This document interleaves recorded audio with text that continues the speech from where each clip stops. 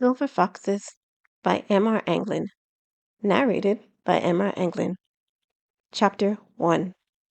The sun set on two fox kits huddled by the remains of a wall in the middle of a sea of rubble. Broken bricks, cinder blocks, rocks, rebar, demolished signs, ruined cards, and other debris had piled up in heaps where the buildings had tossed them when they had collapsed. Clouds of smoke lingered in the air and mingled with the settling dust. Through the haze, orange rays of light filtered down and shimmered on the wasteland that used to be a city. Among it all, the two foxes sat, almost motionless in the deepening gloom. The first fox, a 5-year-old kit, had gray fur gleaming in the lingering sunset. Dust covered her tattered dress, the diaper bag next to her, and her black hair. She leaned against the remains of a broken wall in order to get a better grasp on the second kit, a 1-year-old baby with white fur. The white kit whimpered and squirmed in her sister's arms, and this soft crying caused a wolf to turn aside from his task. The wolf went by the name of J.R. Dunsworth. He peeked around the cracked wall and stared at the two kits sitting in the ruins. When his shadow fell over the gray kit, she turned her eyes to him and gazed at his face. J.R. blinked at this little girl. She wasn't crying. She didn't scream at the sight of him.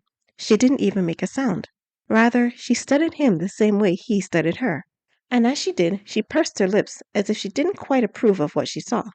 Jared glanced down at himself to see what it was about him that had offended her.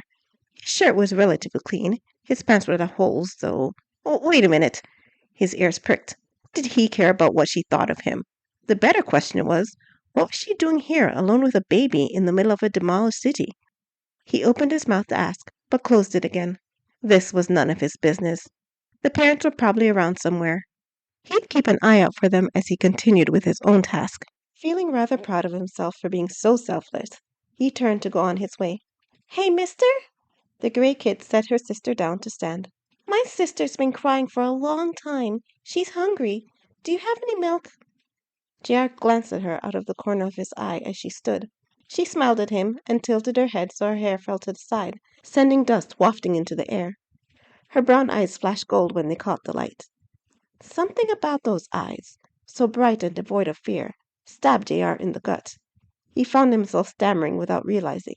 Can you talk, mister? The kit flattened one of her ears and screwed her mouth to the side. Maybe you got left behind, too. You can stay with us if you want. Huh? J.R. shook his head to clear it. I can talk. Oh, then do you have milk? The kit dug in the diaper bag and removed an empty canister. I ran out. She turned to the white kit. My sister's been crying so hard she can't cry anymore. Jar turned to the baby.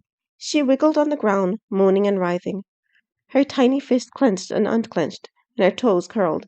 Must be starving. Where are your parents, kid? She hung her head. They went away. Jar clenched his teeth. What a predicament. 2 helpless girls alone in the middle of a wasteland. Not even he could leave them alone like this. Yeah, kid, I'll get you some milk.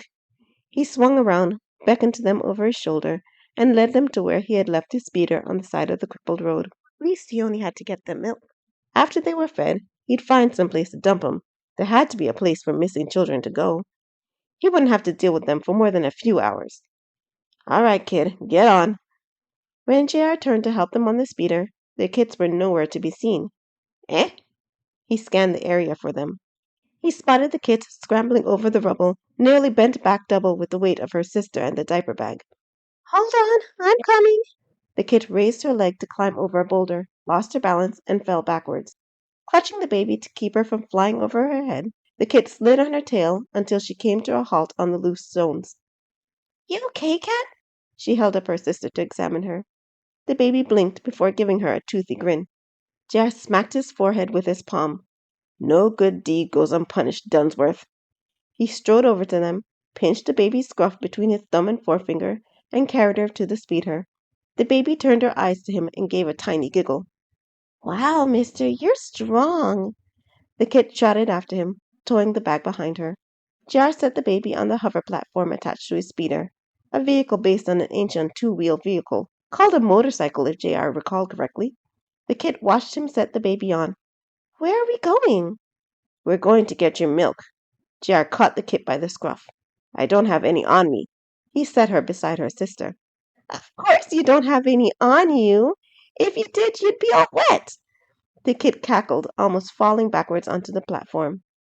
The baby gave a more robust laugh at her sister's antics. A smile slipped onto JR's face, but he slapped it away before the kid saw it. Instead, he mounted the speeder, started the engine, and sped off down the remains of the road. This was Silver Fox's Chapter 1. If you like this story, you can pick up the book. The link will be in the description. Please like and subscribe for other stories like this and for announcements coming soon. Thank you, and I'll see you next time.